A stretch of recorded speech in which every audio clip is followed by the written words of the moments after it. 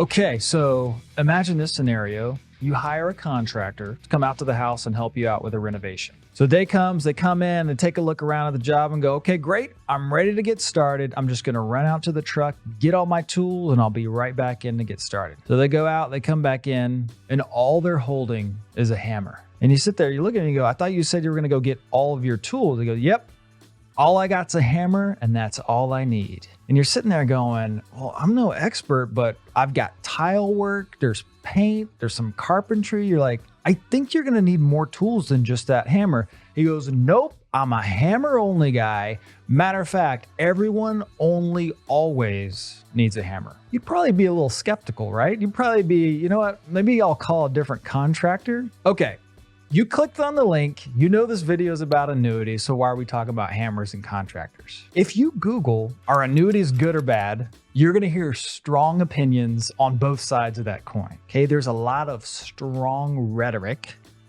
I think my hypothesis is the reason behind all that strong rhetoric is that there are some professionals out there who call themselves financial professionals, and they're kind of the hammer only contractor, right? All they have in their toolbox is just annuities. And as they say, if you're a hammer, everything looks like a nail. And so it's led historically to kind of this like inappropriate application of annuities. So I kind of want to address some of that.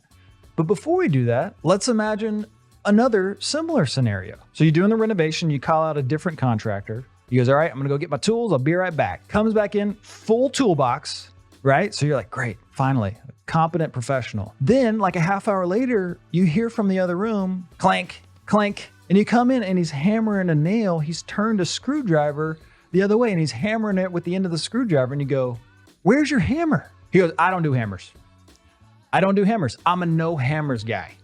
And you go, well, doesn't the job require a hammer in this instance? What I'm saying, to return to the annuity kind of a space, there are some professionals who have swung so far the other way, they take, from a philosophical standpoint, an anti-annuity approach. And there are instances where that doesn't make sense either, right? So you have this strong rhetoric, and I'm encouraging you with this whole metaphor to kind of see the middle road. Wouldn't it make sense for a professional in a given field to have a full toolbox and a comprehensive understanding of each of those tools and when and how to apply them? All right, so in a recent article, our CEO, Michael Cruz, he laid out in very good detail, he did a great job with this article, kind of an overview of the annuity space. Different types of annuities. We lay out the pros and cons of each type of annuity and where they potentially could make sense in a portfolio. So obviously in a short video like this, I don't have time to go into depth of every last detail of annuities.